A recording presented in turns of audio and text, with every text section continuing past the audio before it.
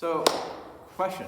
Why do we stand, sit, or kneel in church? What's the different postures? Why do we play liturgical Simon Says, as it were, right? Like, so the question comes up periodically every now and again. I was just asked the other day by the kids.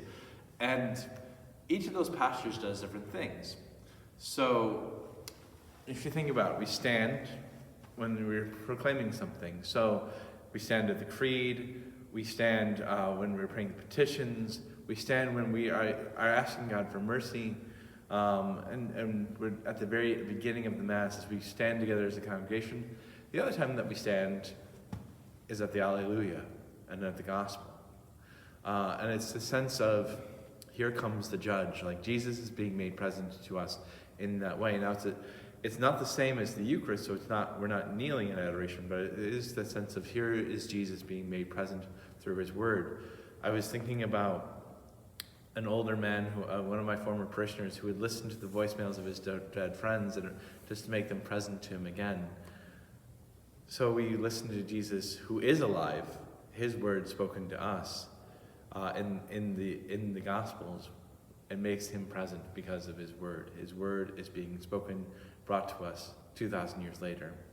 And so we stand for that. We kneel in adoration. Kneel in that sense of, this is the most holy, the most beautiful, the most sacred moment in time. And those moments in the Mass that we're kneeling in adoration, it's the sense of the sacred, the sense of surrender, that sense. In medieval times, you would kneel in front of a king because you couldn't draw your sword. You were completely vulnerable towards what the king was going to do. And so we make ourselves doubly vulnerable in Mass to God, because we can't do anything else other than enter into worship. The sitting is almost a posture of reflection. So like, you're listening to the readings, you're listening to the homily, and in those moments in Mass, it's reflective. So like, it allows you to reflect on what you're hearing, what you're listening to.